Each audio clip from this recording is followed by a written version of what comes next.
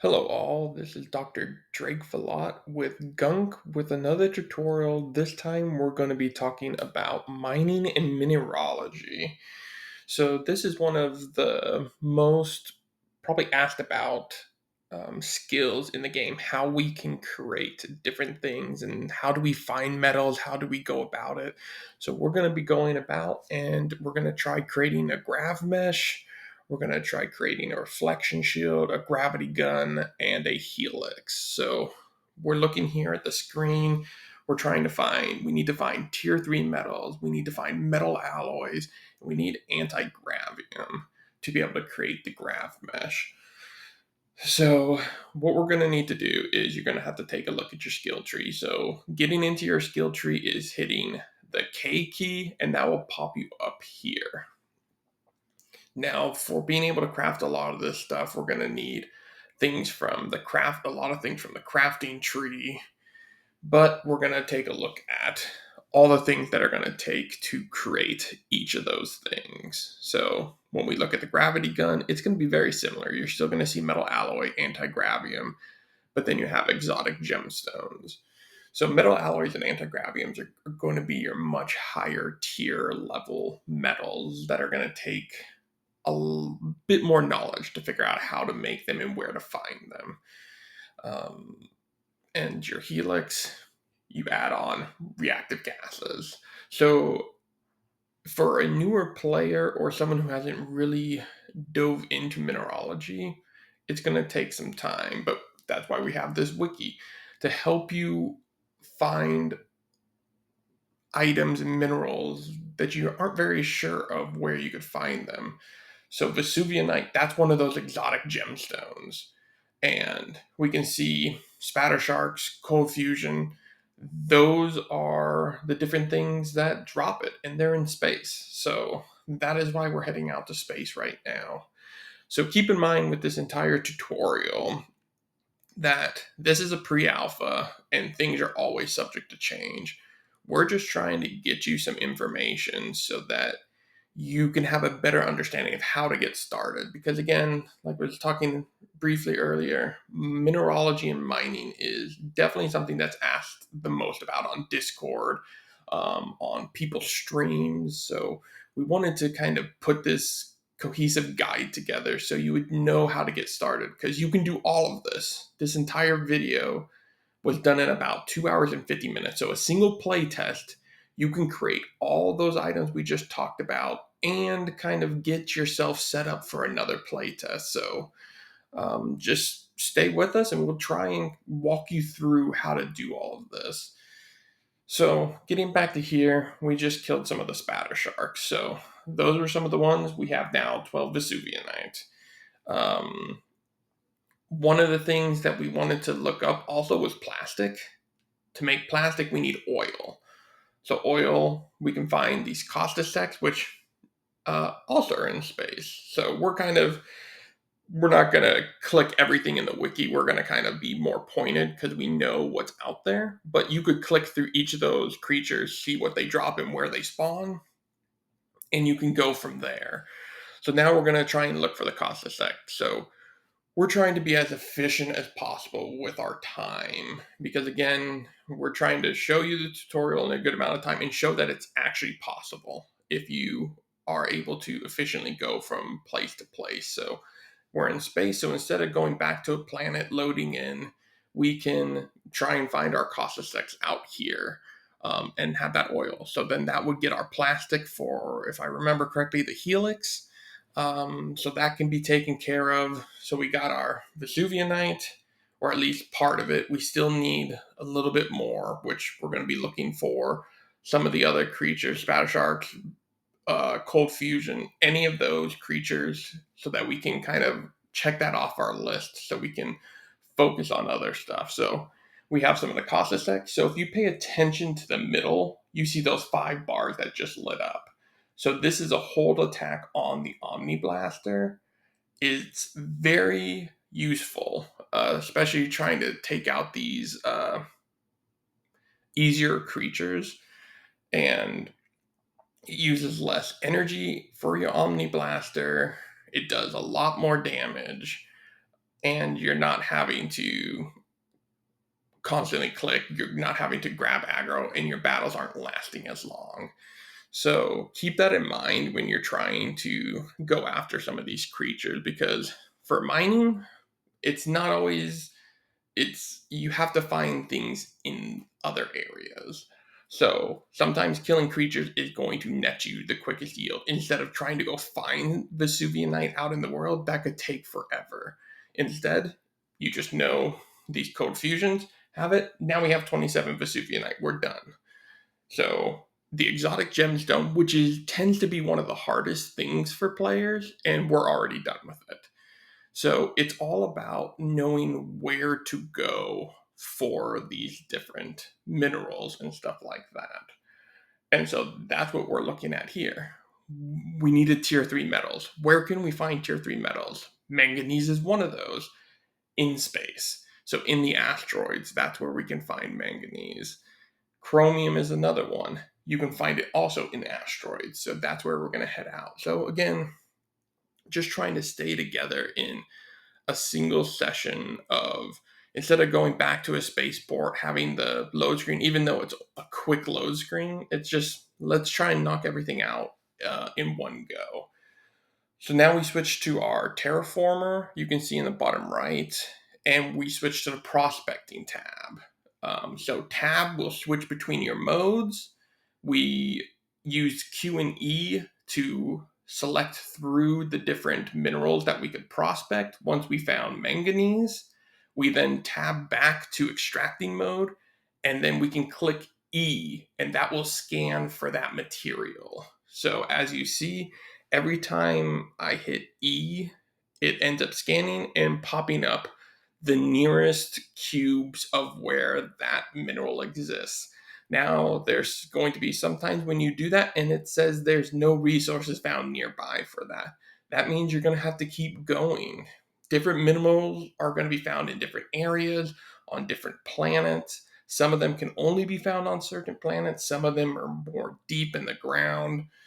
It's really going to be a lot of playing around, and towards the end of the video we're going to actually skill up our assaying skill so that you can get a better idea of how many actually exist on the planet, because right now it's just basically saying in your close vicinity it exists and it shows you, or it will say it doesn't exist. But when we get down towards the end of the video, there's actually a skill you can unlock that will let you know how many rough units exist on the planet. So that way, it's a lot more powerful for you to be able to go to a planet and check how much of a specific mineral is there. So say you're looking for like a gemstone or something that's probably not super plentiful, you could figure out, oh, this has 1,000,000 units on Pyromyces, but it only has 30,000 on Ascarion. You would obviously go on Pyromyces to look for that. So we'll definitely talk about that a little bit more later. But now we collected our tier 3 metals, which will have some things sped up during this video just because it's a lot of crafting that it's going to take to get all this stuff crafted. You're going to have to get a lot of experience. But think of it this way. While it seems like this, it would take 2 hours and 50 minutes, this is if you're doing it completely solo. So you're basically trying to be a tool maker, a weaponsmith, a crafter, and a mineralogist all in one. So you're taking essentially 4 professions and trying to do it all yourself. So normally you would probably see something like you're the mineralogist. So you're just skilling up your mineralogy thing. So you're focusing on that. That would probably take 30 minutes, maybe 45 minutes to complete your side of things, to get enough materials that you could trade to other players, a weaponsmith, a toolsmith, a crafter, so that you can create your stuff. So right here, I just want to bring up my hopper's full. So from all the mining I did, once you mine for so long, you get a lot of material you can't use. So essentially like trash material. You have to use Q with your terraformer on your extracting mode to deposit that material. Now you have to deposit it. It can't be too close to you and it can't be too far away. So keep that in mind when you're trying to deposit, but you're going to go through having to deposit your material a handful of times while you're doing this mining. So what we're doing right here is we're trying to get crafting up because again, we're trying to do this all solo, which may not be the best route, and it's not going to be the best route. Working with friends, buying things, being a part of the economy, which isn't in game yet, but we do have trading in game. So working as part of a more collective group is going to make this a lot quicker on you. But again, we're trying to show it from a solo standpoint. And so we're having to do all the crafting ourselves. And that's why we're going out and grabbing this peat, because we can create paver dirt right off the bat without having to unlock anything. So a more efficient route would be sand, because you can create, it takes multiple components to create glass. So you get sand, which turns into silica ore, which silica ore turns into glass. And then if you really wanted to go another step, you can take glass and make glass block. So it's a really efficient use of being able to craft and get a lot of experience when you're basically just using that singular material, sand, that turns into everything else. Peat is great for getting it quickly and trying to get that experience so that you can then unlock glass eventually in silica ore, because again, it's going to take crafting experience to get to that point. So it's going to be continuing crafting all this paving dirt. We saw just a little bit ago, ran into Waboba while making this video, which if you haven't heard of Waboba, they are one of the best architects in Stars Reach and would definitely recommend checking out some of their builds. They currently have a build right now on Rodin 4 that is beautiful. It's up by the ravine. Go and check it out. So now we're getting close to finishing to the point where we can start spending some points in crafting. So we're at 717. We can finally unlock the alloy. So remember, metal alloy was one of those bit more difficult things to craft. We just unlocked that ability to now craft some of those. And there's a handful of them. There's maybe like 15 metal alloys that can be made. Chromium steel right here is probably the easiest to create because again, we're talking iron, which can be found in asteroids, and you have chromium again, which we talked about that earlier. That can also be found in asteroids. So we get to space and we start mining for chromium and we start mining for iron so that we can knock out that and be able to make chromium steel. And so that's how we get to this point. So now we have the materials for metal alloys, and you can start to see that we're going along pretty quickly, being able to do this stuff purely from a mining standpoint. And we had to spend 10-15 minutes mining for peat. So just always keep that in mind, that there's a team aspect to this game, a group aspect. You don't have to engage in it, but it's going to help you. Just like any game, trying to do raids in other games, yeah, you can do some of them solo if it's like a 5-man, but it's going to be much quicker and more efficient with 5 people. So we're crafting out some of the chromium steel, which we needed about 50 to 60. So I think we just created about 80 of them right there. And we're going to just go back and check so we can kind of show you how we're kind of progressing. So 80 metal alloys are created.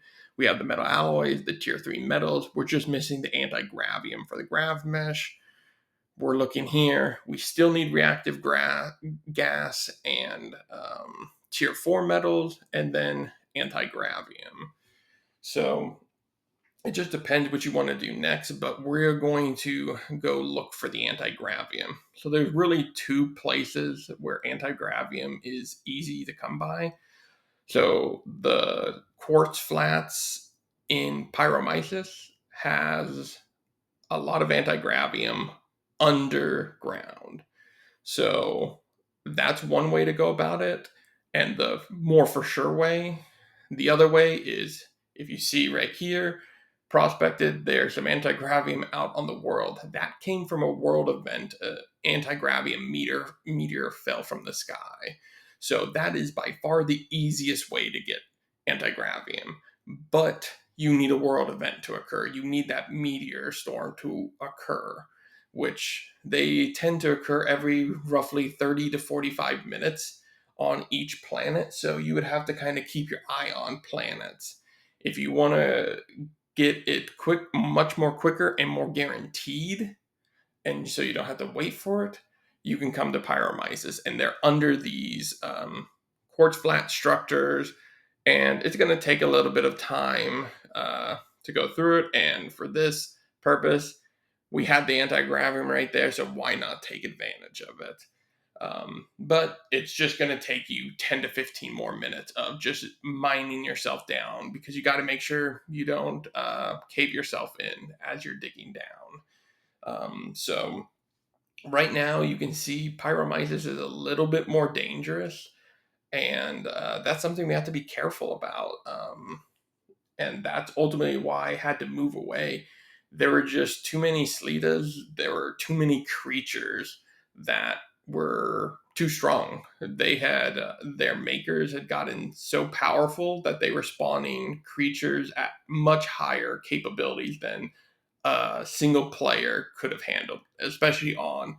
This is a brand new character with just a little bit of experience.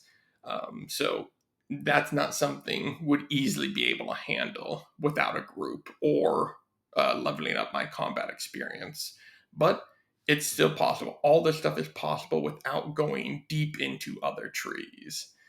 And so now that we got our Anti-Gravium, that should allow us to be able to make that grav mesh if we had that recipe unlocked. So we're fully good on the grav mesh now, and we're fully good on the gravity gun. So we're just missing materials for the Healix right now.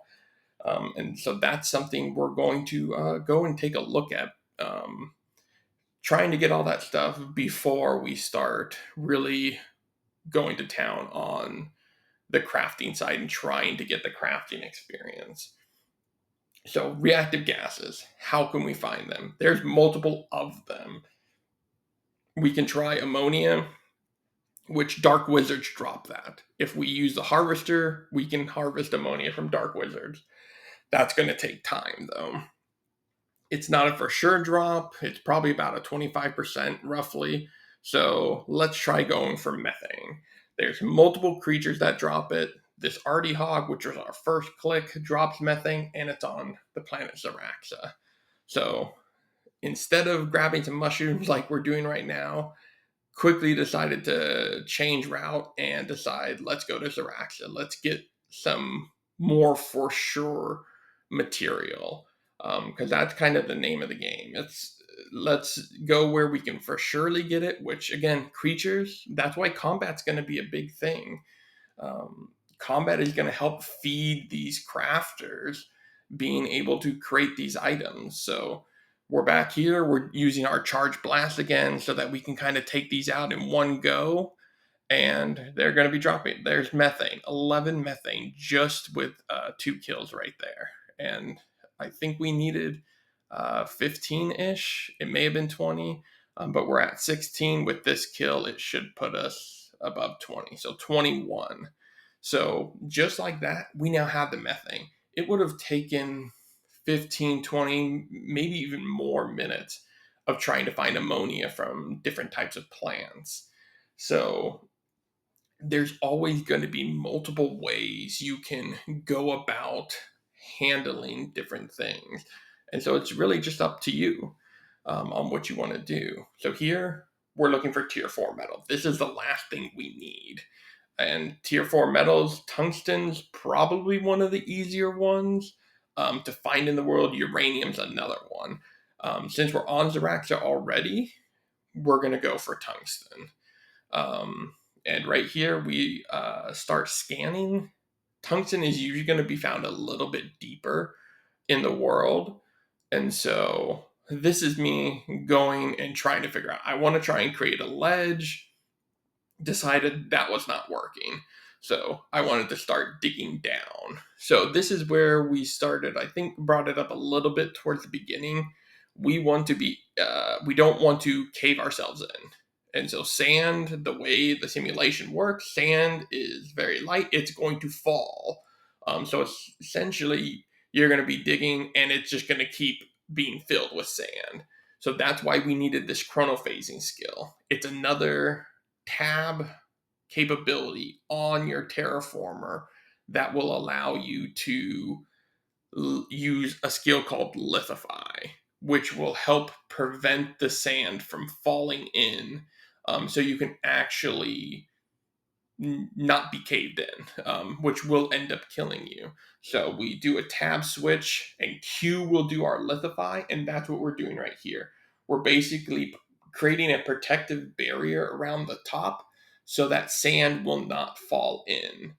And then we can go back, we can do tab, and we can get back to extracting.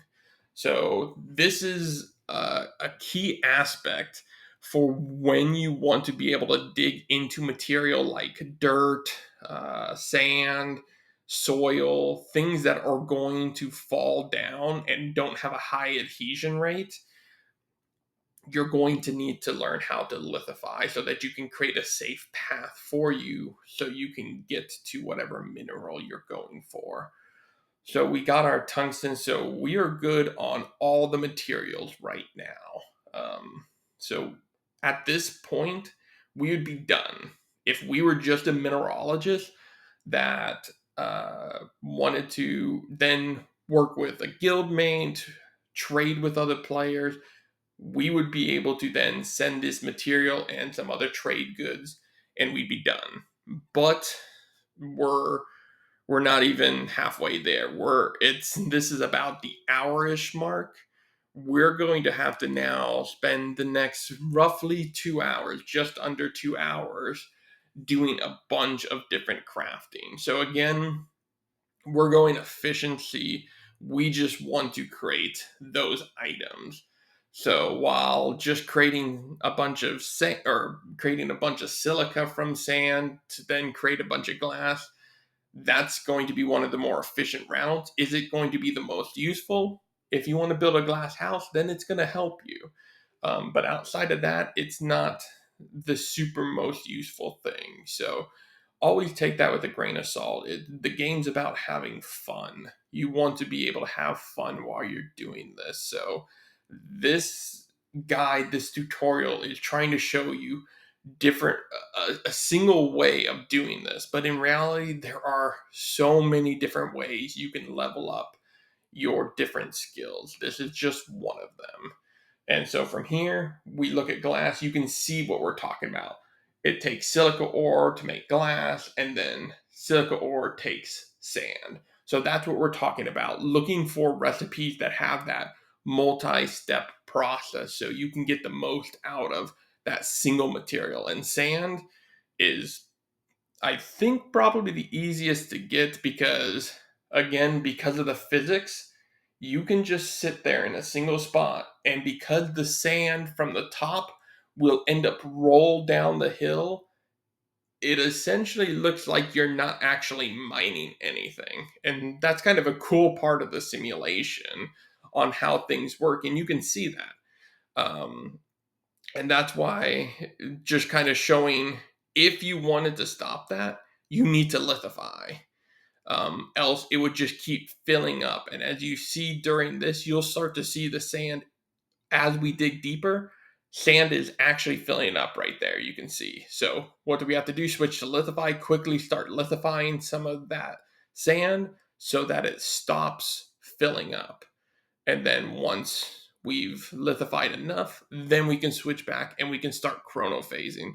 So it's Mining is a very interesting part of this game. There's so much to think about. It's not just a mindless activity that's found in other types of games usually. There's actually a purpose to it. You have to think about doing it or you're going to cave yourself in. You're not going to be able to as efficiently grab the material. So there's a lot of things to think about when we talk about mining. But this is going to be the easiest way because you can kind of just click and go, and then just make sure you empty your hopper every little bit. Created a camp just then so that I don't have to go all the way back to the portal, because the only way I can up my skills is when I'm in a camp or I'm in a portal or I'm in a homestead.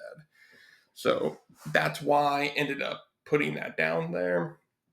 And now it's just a matter of, again, it's every game's going to have a bit of a grind, but it just depends on, you want to get rid of this grind, be a master mineralogist and get a trade partnership going with some crafters.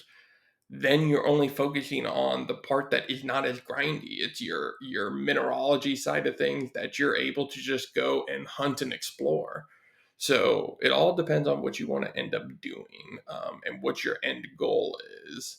But the crafting, it's going to take some time. But again, this is all doable within a single 3-hour test. So you can go from beginning to end. We just unlocked the Grav mesh finally.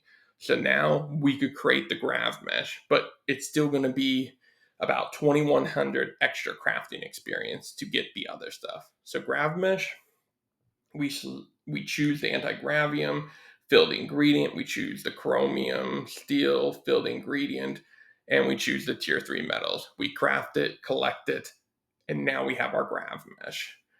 So we can click I for inventory to pull up, make sure you select your clothing tab, and you can drag and drop the Grav mesh.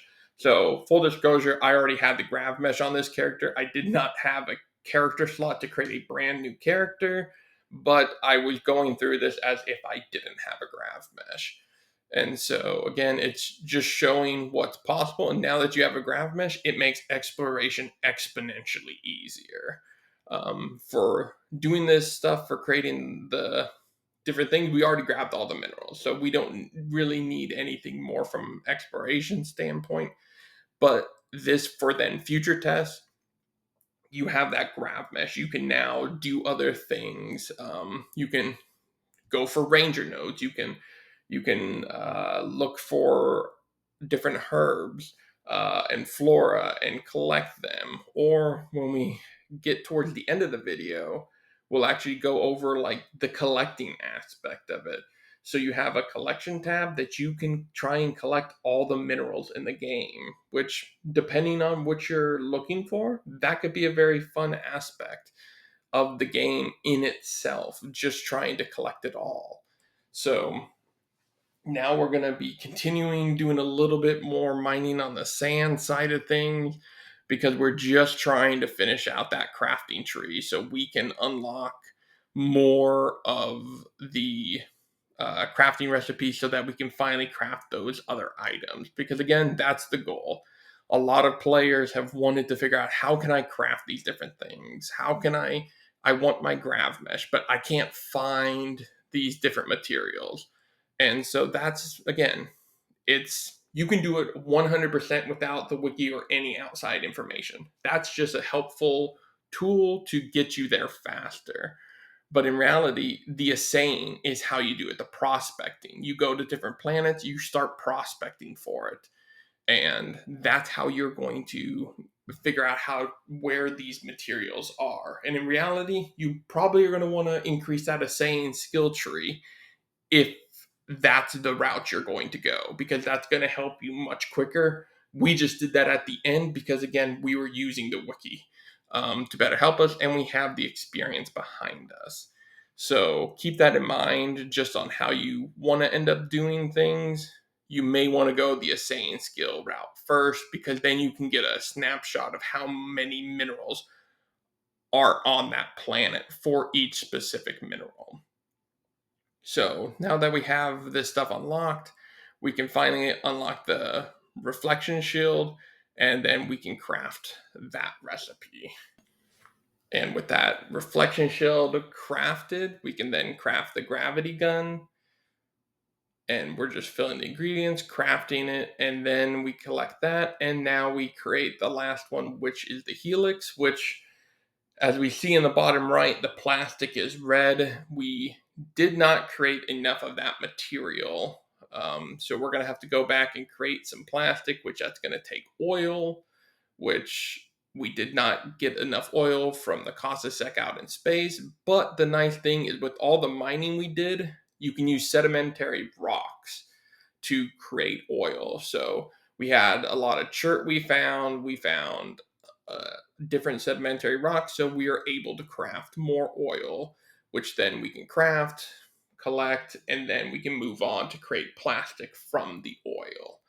And so then that will fill us up, and then we'll be able to go back to the tool maker, and we're able to craft the Healix. So that is all from that side of things for the crafting standpoint. So basically, we've gone through in this tutorial how to go from A to Z on I'm new to the game or new to the mining side of things. How do I go about creating some of these cool weapons, cool shields, the grav mesh for great movability?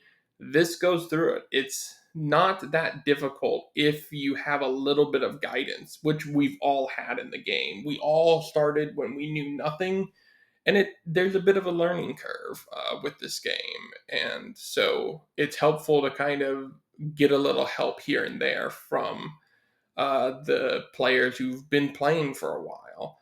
And so this is hopefully a guide that will help you understand just one route you can take to try and figure out how to get started with mineralogy. We talked about it in the wiki in text format, but we wanted to kind of put together a video so you could actually see the process and figure out how to actually go through this. But one of the last things we're going to talk about is we talked about the Assaying skill tree. So this is where you could switch this for the beginning. If you don't want to use a wiki, if you want to kind of do this all yourself, highly recommend getting that Assaying skill tree skilled up, because it's going to let you know how much material is there. Because if you're looking for, say, tungsten on Pyromyces, there may be a little bit, there may be 500 units of it or something like that on Pyromyces, but you're not going to know. So you're just going to keep prospecting, and not finding anything. And so you're going to be wondering, is there actually anything here? That's why you want this Assaying skill tree leveled up, because it will let you know exactly, to a rough amount, of how many materials of that mineral are on that planet. So keep that in mind. This is what we're doing. So look at us assaying here. We're unlocking that Advanced Assay, which is the one you want. So now we have 412,000 units of tungsten on this planet, which is an okay amount. It's not a ton, but it's not a small amount. Chalk, even more. I think it was 2 million that was there. And then we're going to take a look at sand. So when we assay sand, you're going to see there's, it's going to be lots. I think you're in the billions at that point. So this is why this skill is so important. Being able to being able to know how much material is on each planet, because then you can go to each planet and go through your prospecting list, switch to your terraform, and you can go and you can figure it out. Very useful. Strongly recommend. And here we have the collection tab that alluded to earlier. Try collecting all of these. Right now, just with this, again, 3 hours, we're at 26, 25 out of 150 something. There's still a lot more minerals out there that you can play around with and try and figure out. And you have it for creatures and flora. So there's a lot you can do depending on what's interesting to you and of that nature. So we're going to be wrapping this up. I hope you had a great time with this guide into tutorial. If you like this content, please like, subscribe, comment, let us know what more things you'd like us to see. Our wiki and other information is linked in the description below, and we're going to say goodbye from Star's Reach. So have a great rest of your day.